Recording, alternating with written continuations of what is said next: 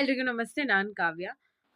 So usually ಯಾರಿಗಾದ್ರೂ ಅಂದ್ರೆ ಈಗ ಮನೇಲಿ ಯಾರಾದ್ರೂ ಒಬ್ರೇ ಇದ್ದಾಗ ಏನಾದ್ರು ನಿಮ್ಗೆ ಹಾರ್ಟ್ ಅಟ್ಯಾಕ್ ಆದ್ರೆ ಯಾರಾದ್ರೂ ಆಗಿರ್ಲಿ ಅದು. ಈಗ ನಿಮ್ಗೆ ಗೊತ್ತೇ ಇದೆ ಅಲ್ವಾ? ತುಂಬಾ ಅವ್ರಿಗೆ ಏಜ್ ಆಗಿದೆ ಅಂತ ಆಗ್ಲಿ, ತುಂಬಾ ಚಿಕ್ಕ ವಯಸ್ಸು ಅಂತ ಆಗ್ಲಿ ಹಾರ್ಟ್ ಅಟ್ಯಾಕ್ ಬರಲ್ಲ. ಸೊ ಏಜ್ ನೋಡ್ಕೊಂಡು ಹಾರ್ಟ್ ಅಟ್ಯಾಕ್ ಬರಲ್ಲ.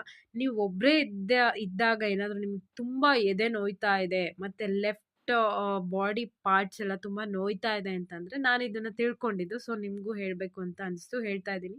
ಸೊ ಒಬ್ರೇ ಇದ್ದಾಗ ನೀವು ಆ ಟೈಮಲ್ಲಿ ಕಾಲ್ ಮಾಡಕ್ಕಾಗದೆ ಇರೋಷ್ಟು ಅಥವಾ ಏನೋ ಒಂದು ತುಂಬಾ ಸುಸ್ತಾಗಿರ್ಬೋದು. ಆ ಟೈಮಲ್ಲಿ ನಿಮ್ಮನ್ನ ನೀವೇ ಹೇಗ್ ಸಹಾಯ ಮಾಡ್ಕೋಬಹುದು ಅಂತಂದ್ರೆ, ಜೋರಾಗಿ ಕೆಮ್ಮಿ, ನಿಮ್ಗೆ ಎದೆ ನೋಯ್ತಾ ಇದೆ, ಹಾರ್ಟ್ ಅಟ್ಯಾಕ್ ಆಗೋಂತ ಒಂದು ಒಂಥರ ಏನೋ ಆ ಥರ ಎಲ್ಲ ಲಕ್ಷಣಗಳು ಕಾಣ್ತಾ ಇದೆ ಅಂತಂದ್ರೆ, ಜೋರಾಗಿ ಕೆಮ್ಮಿ, ಜೋರಾಗಿ ಉಸಿರಾಡೋದಕ್ಕೆ ಟ್ರೈ ಮಾಡಿ. ಆವಾಗ ನಿಮ್ಮ ಬಾಡಿಗೆ ಆಕ್ಸಿಜನ್ ಸಪ್ಲೈ ಆಗುತ್ತೆ.